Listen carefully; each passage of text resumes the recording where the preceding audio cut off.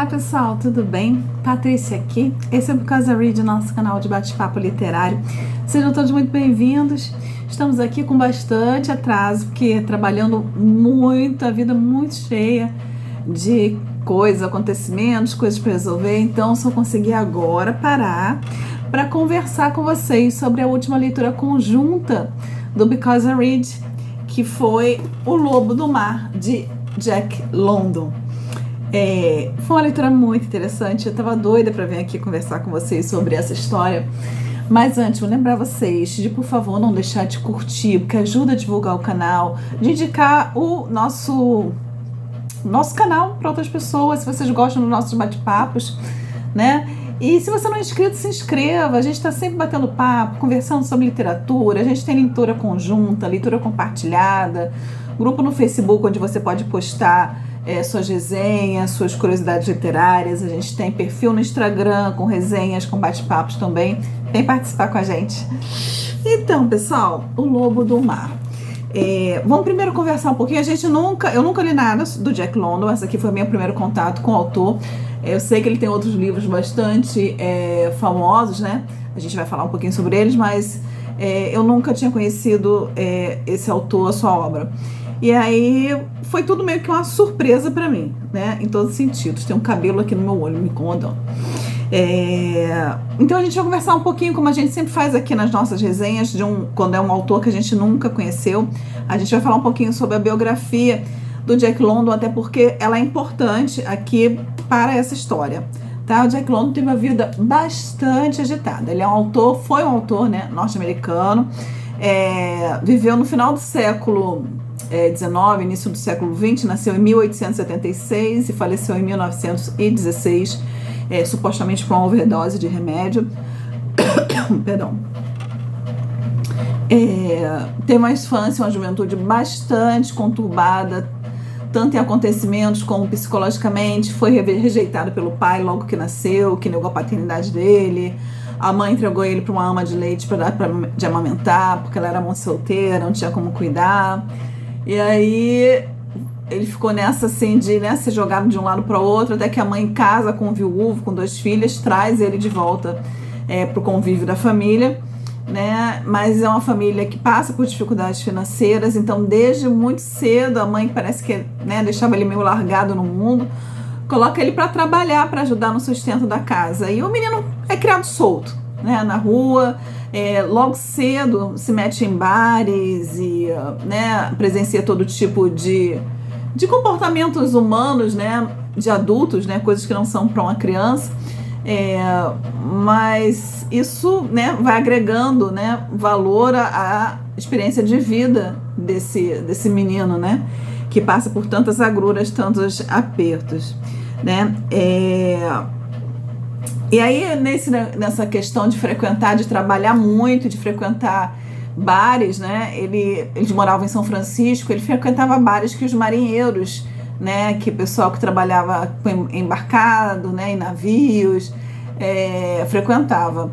E aí ele ouvia muitas histórias do mar, né? Muitas aventuras do mar. Tinha um pessoal que trabalhava em pesqueiros, né? Em pesca de foca, caça-baleia, e contavam muitas das aventuras, né? E ele era apaixonado por isso tudo. Ele era apaixonado por leitura, né? Então ele era apaixonado por livros de ação, livros de aventura, por ouvir essas histórias, e não é à toa que o livro favorito dele era Moby Dick, do Herman Melville. A gente já tem resenha dele aqui no canal, se vocês quiserem ver.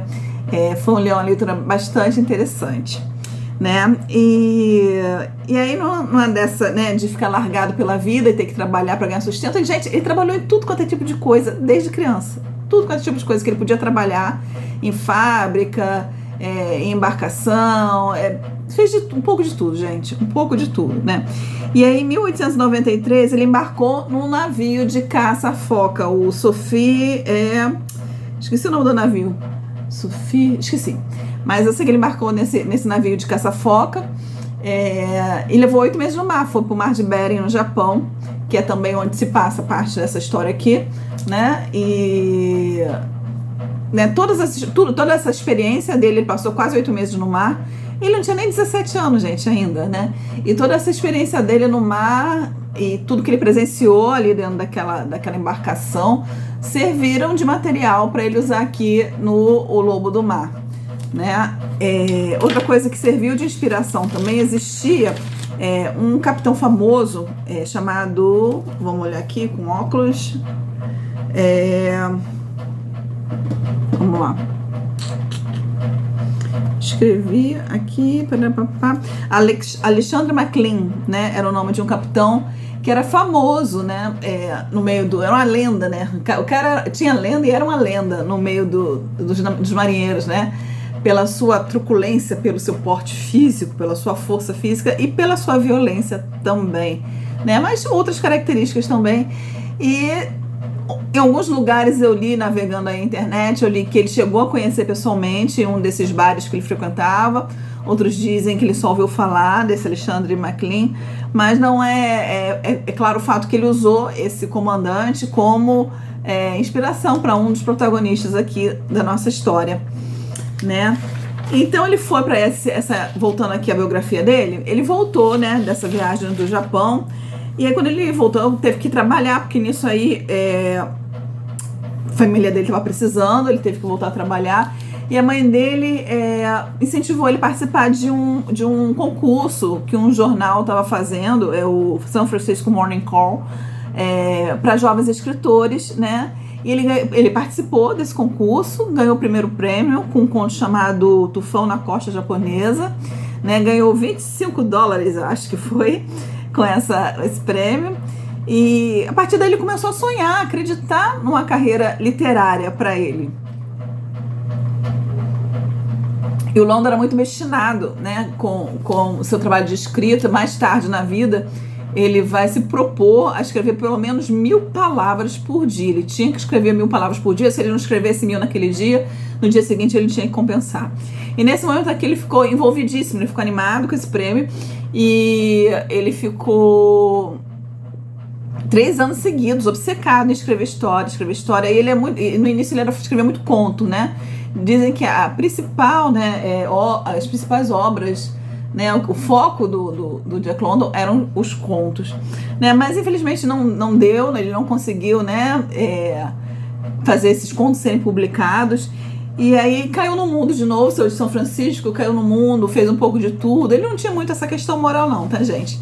Foi parar numa penitenciária lá em Nova York, depois foi parar numa expedição no Alasca de caça ao ouro, passou um tempão no Alasca, pegou várias doenças, quase morreu, né? E quando ele volta para São Francisco, descobre que seu padrasto morreu, e aí de novo, mais do que nunca, ele precisa trabalhar para sustentar a mãe e as irmãs adotivas, né? Que o padrasto dele tinha 2 filhas do primeiro casamento. E aí ele resolve comprar uma máquina de escrever, conseguiu dinheiro para comprar uma máquina de escrever e conseguiu vender finalmente sua primeira história para o jornal Overland Monthly, né? E fez muito sucesso. E a partir daí a carreira dele vai deslanchar. Ele começa a conseguir vender várias histórias, inclusive para jornais em Nova York, para publicar, tipo periódicos, né? Consegue ter o apoio de uma editora para publicar suas primeiras histórias, né? E ele, nesse momento, ele é muito feliz porque início do século XX, né? Tá vendo a tecnologia, né? A evolução industrial está trazendo novidades, né? Para todas as formas tecnológicas. E está vendo, além do barateamento, né, popularizando a leitura, né, porque com as novas técnicas de impressão se conseguia imprimir mais e mais barato, e isso facilitou. E as pessoas estavam em busca de livros de ação, de aventura, e era isso que o Jack trazia, né, nos seus livros, muita ação, muita aventura. Né? Então isso ajudou bastante. Ele desde cedo já começou, desde esse momento ele começou a fazer bastante sucesso. O Lobo do Mar foi publicado, gente, em 1904, né? A tiragem inicial do Lobo do Mar foi de 40.000 exemplares, esgotou em 10 dias, e até a morte do autor, né? Ele morreu novo, com 40 anos, até a morte dele já tinha sido vendido mais de 500 mil de cópias, né? O Jack London tem uma curiosidade a respeito da carreira dele, que ele foi um dos poucos autores, um dos poucos escritores que foi bem recompensado financeiramente na sua época, foi talvez o melhor escritor recompensado financeiramente pelo seu trabalho. Ele tinha um faturamento anual de $75 mil, o que hoje corresponderia a $1 milhão por ano, né? Só que, como a gente vai ver aqui, né, com a infância, com a juventude, com a adolescência que ele teve, a vida adulta dele também não foi absolutamente algo estável, né? Teve bastante altos e baixos, a personalidade dele também era bastante, né, flexível, vamos dizer assim, né? E assim, do mesmo jeito que ele ganhava, ele gastava, ele estava sempre em dívida, ele dava dinheiro para amigos, para boêmios, sabe? Investia em coisas que não davam certo, e esbanjava com a mãe, com as irmãs, com a esposa. Ele teve 2 esposas, né? E é isso. Então, isso tudo, todas essas aventuras, todas essas experiências, juntando com os sonhos e com, obviamente, com o talento do Jack London, trouxeram à vida várias histórias, incluindo O Lobo do Mar, né? Sobre o Lobo do Mar, eu vou ler para vocês aqui o resumo do enredo, que eu acho que ele está muito bem resumido aqui na parte de trás do livro.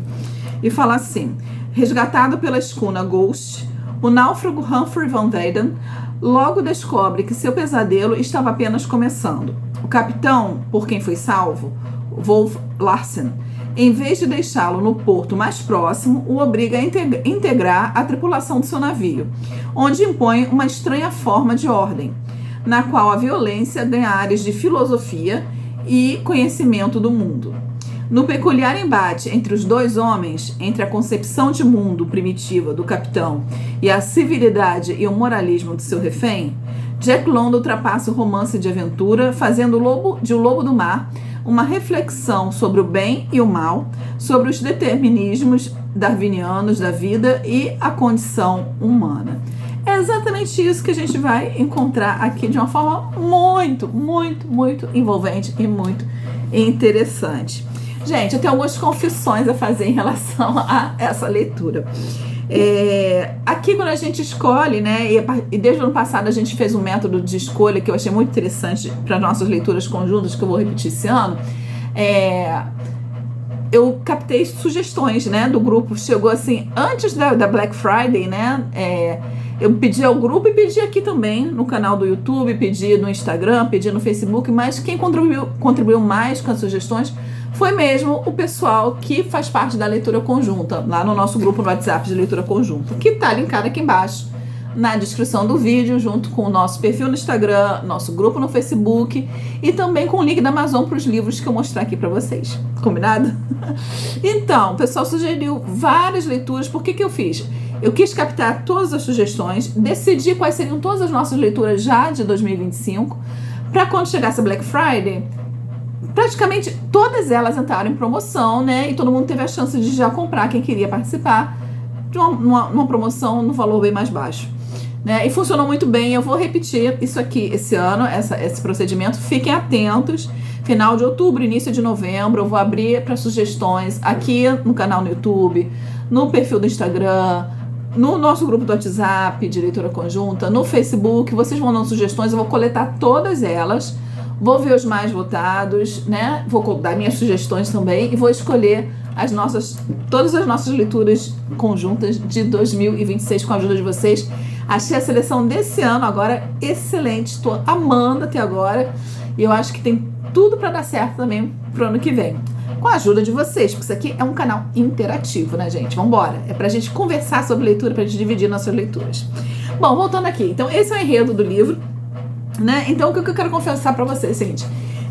Eu tento sempre colocar, né, LC, uma preocupação que eu tenho, gêneros diferentes, abordando temas diferentes, narrativas, né? Estilos diferentes, narrativos diferentes, né? E mesmo que saia da minha zona de conforto. Quem acompanha aqui o canal, quem me acompanha, sabe que eu não gosto de livro cheio de sofrência. Eu não gosto de livro que levanta muita bandeira. Eu acho que livro não é para isso, a opinião pessoal de autor. Eu acho que é para contar uma história. Por isso que eu gosto muito de ficção. Eu leio coisas de não ficção, mas eu gosto muito de ficção. E na ficção, eu acho que é lugar, né, de ficar se levantando mil bandeiras, né? Bom, mas isso à parte. Eu tenho, né, meus pet peeves, né, quando a gente fala em inglês, tem aquelas coisas que eu não gosto na leitura. Mas dentro da leitura conjunta, eu me proponho, né, a conhecer coisas novas, mesmo que eu acho que aquilo não vai estar dentro do meu estilo favorito de leitura, né? E O Lobo do Mar era um livro, inclusive, quando eu comprei O Lobo do Mar, muitos anos, acho que eu comprei em 2018 esse livro, eu ouvi alguém que eu sigo, né, eu acho que até aqui no YouTube, fala muito bem desse livro, já não tinha mais essa edição, eu comprei essa ediçãozinha aqui, foi que eu mostrei pra vocês até agora, essa edição de bolso da Zahar, foi a que tinha, e ela ficou na estante. Quem costuma ver meus outros vídeos, que eu sento ali no chão da sala, aqui no chão da sala, perto de uma estantezinha que eu tenho ali no REC, deve ter visto já durante anos esse livro ali parado na estante. Então ele estava ali e eu nunca lia. Por quê? Porque eu achava que ia ser uma leitura chata. Eu vou ser bem honesta com você. Eu achava que esse livro ia falar, apesar de eu ter achado um tema interessante, eu achei que vai ser uma leitura lenta, vai ser uma leitura arrastada, né? Porque tem muita violência, vai ter muito sofrimento, e no meio disso, não sei se eu vou gostar muito dessas discussões filosóficas, apesar de eu gostar de discussões filosóficas, mas dependendo de como ela é colocada, fica uma coisa meio maçante, e assim, não, sabe? E aí, quando alguém sugeriu, nessas sugestões para leitura conjunta, sugeriu O Lobo do Mar, eu falei, opa, é a oportunidade que eu estava esperando para ler fazer essa leitura, né? E aí, ele entrou para nossa leitura conjunta, né? E, gente, e aí eu comecei a ler. Gente, acho que eu nunca fiz isso. Eu comecei a ler antes do início do nosso cronograma. Eu faço cronogramazinho, posto, tem uma pastinha lá no Instagram, pasta LC de leitura conjunta, onde eu coloco os cronogramas. Posto primeiro nos stories, ele fica salvo nessa pastinha LC. Posto no nosso timeline no Facebook, posto dentro do grupo do WhatsApp, né? E aí a gente vai seguindo o cronograma pra gente comentar, não dar spoiler um por outro. Pra comentar, você pode ler no ritmo que você quiser, mas pra comentar, você respeita o cronograma pra não dar spoiler pro coleguinha que tá seguindo o cronograma. E pela primeira vez na vida, eu comecei a ler um livro antes do cronograma, porque eu confesso que eu tava com medo de não gostar da leitura e acabar me perdendo, né, nos prazos, de ficar enrolando pra ler. E, gente, qual não foi minha surpresa? Que eu peguei o livro, eu tava no trabalho, fui lendo em horas vagas, hora que eu podia ler. Quando eu vi, eu baixei no Kindle, baixei essa edição aqui no Kindle, comentada. Quando eu fui ver, já estava praticamente 40% do livro, não tinha nem começado a leitura ainda, né? E eu doida para comentar com vocês, falar do meu envolvimento com a leitura e me segurando, gente. Mas foi uma coisa muito interessante, uma experiência muito interessante. Como é que às vezes a gente, né, nesse nosso preconceito, entre aspas, né, impede a gente, retarda a gente de fazer uma excelente leitura, né? E por que eu gostei tanto, né? Porque, em primeiro lugar, é uma leitura extremamente fluida, né? A produção textual do London é muito boa, é uma leitura fluida, você se envolve desde o início com o personagem, com o que ele está contando, é narrado aqui em primeira pessoa pelo Humphrey von Weyden, que é um dos protagonistas aqui. E quando eu comecei a conhecer esse personagem, que é o capitão de uma escuna, que resgata o Van Weyden, e comecei a conhecer a personalidade dele, fui vendo as atitudes dele, fui vendo a fala dele. Gente, eu fiquei assim, chocada. Eu não sei se é uma mistura de chocada, encantada, fisgada, acho que seria essa palavra, né? Porque assim, de uma das coisas que eu gosto mais na história, e esse ano eu já tive algumas experiências interessantes com isso, como por exemplo esqueci o nome da protagonista agora, mas a protagonista da Edith Wharton, do meu livro de 12 livros para 2025. Ai, gente, eu tô muito esquecida. Esqueci o nome da protagonista agora, mas livro da Edith Wharton. Que, gente, que protagonista, que vilã ela era, mas eu fiquei encantada com a construção da personagem. Da mesma forma, aqui, eu fiquei encantada com a genialidade com que o London constrói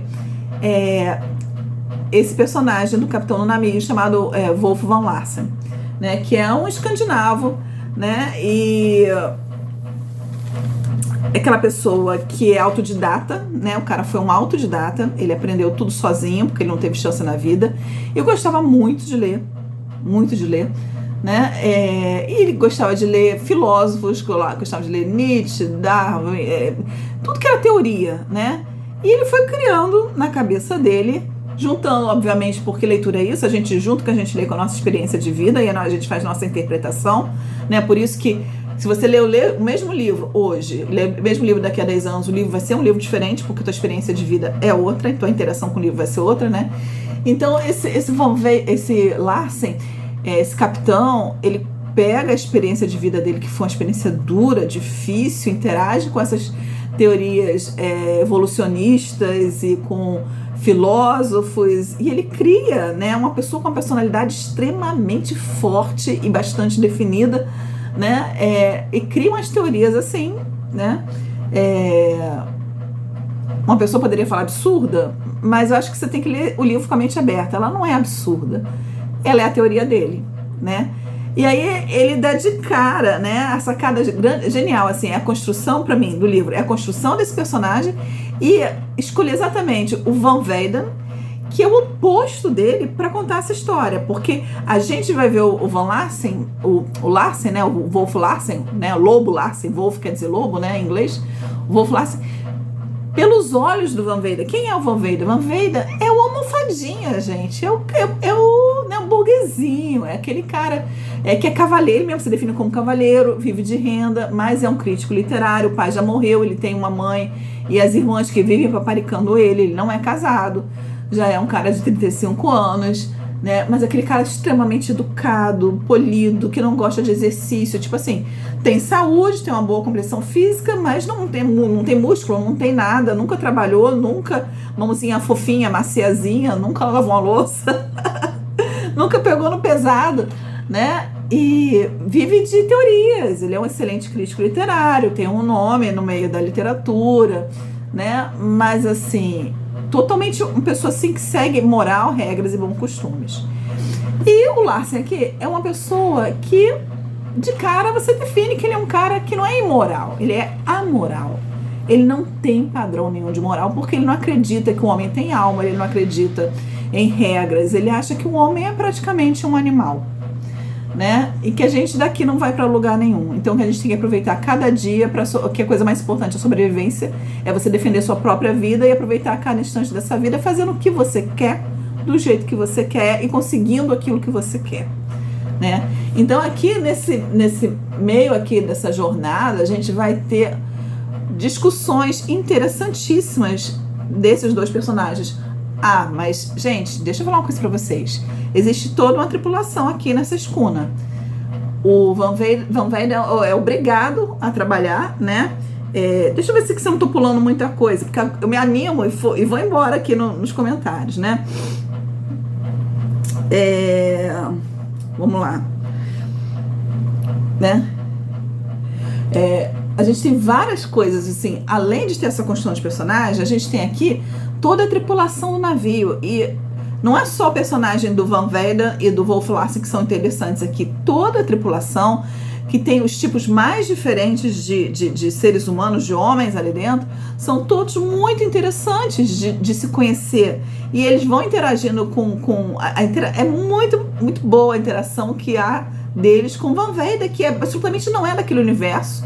Todos os outros participam e são daquele universo, conhecem bem aquele capitão, e o Van Weyden vai conhecer aquilo tudo que o universo... É um pesadelo para ele aquilo tudo, um grande pesadelo, mas ele é obrigado a interagir com todos eles, né? E ver e presenciar a interação dessas pessoas com esse capitão, que vai ser também a coisa mais diversificada possível. É um livro violento, sim, é violência física, sem limites, é uma violência, vamos dizer, psicológica, absurda, né? De todos com todos, até o Van Weyden, para sobreviver, vai entrar dentro desse miolo, né? Mas é interessante de observar, né? Nossa, gente, muito bom, né? Então, assim, uma coisa que acaba ficando de lado, né? A gente às vezes fica tão envolvido com esse personagem que a gente, né, não presta muita atenção a esses personagens secundários, que também são muito ricos. A gente não presta atenção à evolução do Van Weyden, desde o momento que ele entra no navio, né, que ele é resgatado por essa escuna, até a hora que a história termina.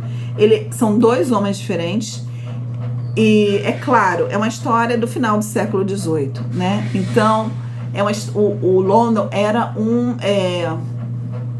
escritor extremamente comercial. Ele queria vender a história e ele queria que mulheres lessem as histórias. Então vai ter romance aqui nessa história, né? Vai ter moral aqui nessa história, apesar desse personagem que ele cria. É um livro que segue padrões de moral, né? Desse primeiro protagonista, que é o Van Weyden, né? Então o Van Weyden, até o final da história, ele vamos dizer assim, ele não deixa de ser quem ele é. O cara correto, moral, só que ele é obrigado a sobreviver naquele navio. Para sobreviver neste navio, nessa escuna, ele é obrigado a agir como os outros estão agindo, ou pelo menos até certo ponto, né? E é muito interessante observar essa transformação, né? E essa transformação do Van Weyden vem comprovar as teorias do Van Lassen, que no final somos todos animais lutando pela sobrevivência. É muito legal, gente, é muito legal. Mas deixa eu definir um pouquinho para vocês aqui rapidinho o que acontece aqui. Não quero que esse vídeo fique muito grande, senão vocês não assistem, tem preguiça de assistir, né? Então, como eu já falei, o Van Weyden é uma almofadinha que ele tá fazendo uma travessia, não é tipo uma barca Ponte Rio-Niterói, né? Ponte Rio-Niterói, Rio-Niterói, uma barca que atravessa em Niterói. Ele mora em São Francisco, está fazendo uma travessia dessas, está um nevoeiro danado, vem uma embarcação, bate nessa barca dele, ele cai no mar, fica inconsciente, é levado pela maré e é resgatado pela escuna do Van Lassen, a Ghost, né? E aí ele pede pro Van Lassen deixar ele ali próximo, que ele paga o que o Van Lassen quiser. Mas o Van Lassen começa a observar ele e fala assim, não, você nunca trabalhou na vida, você não sabe o que é trabalhar para ganhar o seu pão, para sobreviver. Então essa viagem aqui vai ser boa para você, porque você vai aprender, tipo assim, praticamente o Van Lassen falou, você vai aprender a ser homem aqui dentro. Você vai comigo, você vai trabalhar pelo seu pão e você vai aprender a ser homem, né? E a ganhar o seu pão a cada dia, né? E no primeiro momento, o Van Weyden achou isso um absurdo. Humphrey, né? Como é que ele fica chamado? É Humphrey, o nome dele, mas o Van Lassen chama ele de o Lassen chama ele de Humphrey, né? O Humphrey fica assim, e aí tenta argumentar, tenta discutir e apanha muito, né? E começa a aprender qual é o lugar dele ali dentro, né?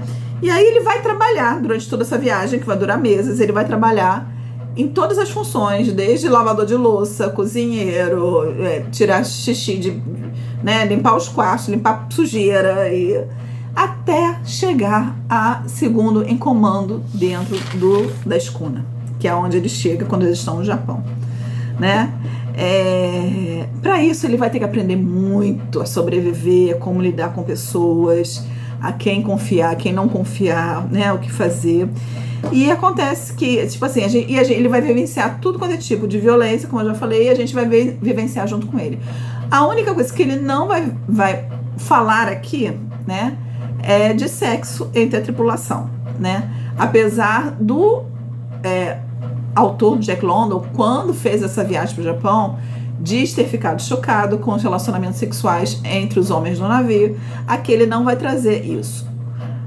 Mas ele não vai falar disso, mas você sabe que tudo acontece dentro dessa escuna, né? E aí, no meio, quando eles já estão no Japão, eles encontram, no meio de uma tempestade, um bote que fica perdido, uma embarcação que afunda, uma embarcação que afunda, e só alguns sobreviventes estão num bote. Ele resgata esse bote e tem uma donzela, uma linda donzela aí nesse bote, que é a Maud Brewster, que nada mais é do que uma escritora, uma poeta, né? E ela é conhecida, não proximamente, mas ela conhece, né? Já ouviu falar do Van Weyden como crítico literário, que já criticou a obra dela, e ele admira muito o trabalho dela, tem os livros dela em casa, né? Só que ele faz de conta que não conhece ela, né? No primeiro momento, sim, faz de conta que a gente não se conhece, sabe? E aí ele começa a tentar explicar como é que ela tem que lidar com o Capitão Larsen. Olha, eu sei isso tudo, você vai me ver fazendo uma porção de coisa que você vai achar absurda, mas aqui é questão de sobrevivência. Mesmo você ficando com ódio desse capitão, você querendo matá-lo, você trata ele bem, conversa com ele, para ele, né, simpatizar com você, para você continuar viva. É esse o conselho que ele dá para ela, é isso que ela muito espertamente faz, né? E é claro, vai se criar aí um triângulo amoroso, né? Porque o Van Weyden vai se apaixonar por ela, mas o Larsen também vai. É uma mulher muito inteligente para aquela época, uma mulher independente, uma mulher que ganha o próprio dinheiro, muito bonita, feminina, mais forte, uma mulher solteira, né? Então, pronto, criou-se. Então, gente, o que acontece? Até esse momento, você vê aqui uma sinfonia de acontecimentos e esse embate entre esses dois protagonistas, principalmente, né, o Van Weyden e o Larsen, é como se fosse uma sinfonia crescendo o ritmo. E você fica esperando aquele clímax. E aí você acha, bom, o clímax vai acontecer agora que aparece essa terceira personagem aqui, porque agora que eles vão, né, ou um vai matar o outro, ou a gente fica pensando, né, foi o que eu pensei, ou o Larsen vai se transformar pelo amor, alguma coisa assim, mas alguma coisa grande vai acontecer. E é nesse ponto que o livro se perde, pra mim. É nesse ponto que, sabe, a história desanda. Por quê? Né? Depois eu fui pedir explicação. O livro não tem esse grande finale. Ele... Vou dar mais ou menos um spoiler aqui, então quem não quiser ouvir, para o vídeo aqui. Mas assim, eu não vou falar alguma coisa que aconteceu. Eu vou falar assim de uma linha geral. Ele vai sair dessa característica dele, desse foco dele no embate entre esses personagens e vai passar para um lado romântico da história. Vamos colocar assim. Um lado até meloso. Fica até meloso demais o livro, sabe? E absolutamente eu não gostei. Eu acho que o livro perdeu muito. Até nesse ponto era um livro para mim que era 6 estrelas, não era nem 5. A partir daí ele perdeu muito para mim, sabe? E aí depois a gente foi pesquisar, a gente comentou isso no grupo, o Carlos, né, do Livros e Books, que estava participando da leitura, falou, eu vi alguma coisa sobre isso, e depois eu fui pesquisar também. O que acontece? Como eu já falei para vocês, o Jack London era um escritor extremamente comercial, ele queria ganhar dinheiro com a leitura dele. Quando o editor dele falou assim, olha, esse livro está muito bom, só que da forma que você está escrevendo, com toda essa violência, com todas essas características, e para onde você está levando o livro, as leitoras mulheres não vão ler esse livro. E você vai perder muita venda com isso. Né? E por causa disso, né, o London resolveu mudar o caminho que essa história está seguindo. Até porque, gente, entendam o seguinte, se vocês lerem o livro, não é dito, mas fica... você entende, né, pela narrativa, que existe, apesar dessa dualidade, desse embate entre o Van Weyden e o Larsen, os dois se admiram muito pela inteligência, pela força, pela coragem. O Larsen até admira, eu posso dizer, né, que eu vi isso, que o Larsen admira o Van Weyden pela questão moral dele, pela fé dele, por seguir regras. E o Van Weyden admira o Larsen por tudo que ele é, mas não é só uma admiração, é uma admiração da pessoa, né, enquanto pessoa, mas é uma admiração física. Você vai ver o Van Weyden descrevendo aqui o Larsen, você vai dizer que ele vai ver que dizer que é um homem muito bonito, é um homem muito bonito, é um homem muito viril, é o homem, né? E você vê que o Larsen também admira, né, fisicamente o Van Weyden, acho ele um homem bonito, né? Então assim, não dava para o London seguir este caminho aí, né? Então ele criou, né, trouxe essa terceira protagonista que mudou o rumo da história, mas aí a história se perdeu. Para mim a história se perdeu aí, tá? Então assim, mas continua sendo uma história muito interessante, tanto é, gente, que eu comprei essa edição no Kindle, eu tinha essa edição, também usei essa edição para ler em casa, né? Mas essa edição não tem comentários, é a mesma edição, só que essa aqui não tem comentários, não tem introdução que essa aqui tem. E aí eu fui atrás, e tá dificílimo e caro comprar esse livro. Consegui assim, uma promoção, assim, dei sorte na estante virtual, só tá com um defeitinho aqui, tá vendo? Aqui embaixo, mas o livro fora isso tá inteiro novo, né? Consegui na estante virtual comprar esse livro por um preço razoável, bem razoável. Porque eu queria ter, gente, apesar de eu não ter gostado dos últimos 20-25% do livro, de como o London finalizou essa história, foi uma história maravilhosa. É um livro inesquecível pelos personagens que ele tem aqui dentro, especialmente o Wolf Larsen. Existe toda a história também, tem, né, o que acontece? Existe um irmão do Wolf Larsen também, que também trabalha no mar, que também tem um navio chamado, conhecido também, que dizem que é pior do que o Wolf Larsen, que é conhecido como Death Larsen, né? Death quer dizer morte em inglês, né? E existe toda uma história da infância do Larsen, né? Que a gente só vai descobrir um pouco mais pro final do livro, que vamos dizer, entre aspas, justifica um pouco ele ser quem ele é, né? Mas mesmo assim, gente, que vilão esse cara é. Que vilão. Não tô desculpando nada do que ele fez, não acho justo nada do que ele fez, mas a gente tem que tirar o chapéu e reconhecer a genialidade, o talento do Londo na construção de todos os personagens desse livro, especialmente o Larsen, seguido pelo Van Weyden, e por aí vai. É isso, gente. Indico demais essa leitura, tá? Pena que vocês não participaram da leitura conjunta, quem não participou, venham participar com a gente. É muito bom, é muito rico, é muito interessante. É muito bom participar da leitura conjunta, ler esses livros junto com vocês. Valeu muito a pena essa leitura. Aí eu fui buscar, depois que eu li várias adaptações pro cinema, tá? Várias adaptações, e eu acabei assistindo uma que eu achei no YouTube, que eu achei que era um filme, mas na verdade eu descobri hoje, quando eu fui buscar mais informações. Eu vou deixar linkado aqui embaixo no YouTube, se vocês quiserem dar uma olhadinha. Na verdade foi uma minissérie alemã, e aí eu acho que eles compilaram tudo junto e fizeram tipo um filme dela, né? Uma minissérie alemã de 2009, de direção de Mike Bark, estrelada por Sebastian Korr, Neve Campbell e Stephen Campbell Moore, né, nos papéis respectivamente de Wolf Larsen, Maud Brewster e Humphrey Van Weyden, né? Inclusive ganhou o International Emmy Awards de 2010 essa minissérie, né? Gostei muito. Ele deu umas modificaçõezinhas, tornou o final mais interessante, né?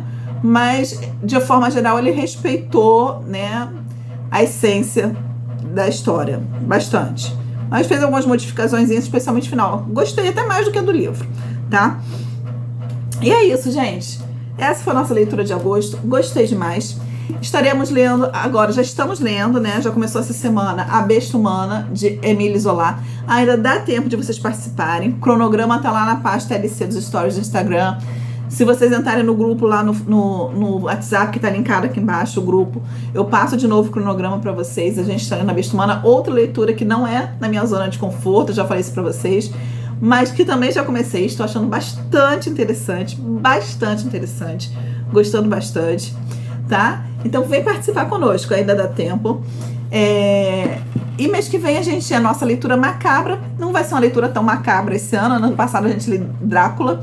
Esse ano, outubro, a gente vai estar lendo mais na área do gótico mesmo, né? Um classicão da literatura, que acho que todo mundo já viu o filme, já viu o desenho, mas quem já leu o livro? Então, eu nunca li. Então a gente vai ler Alice no País das Maravilhas e Alice através do Espelho, do Lewis Carroll. Vai ser muito divertido isso aqui, gente. Vem participar das nossas leituras conjuntas, pessoal. É muito, muito, muito bom. Não deixe, mais uma vez, deixar esse teu curtir, de se inscrever no canal e participar aqui conosco dos nossos bate-papos. Até a próxima. Tchau, tchau.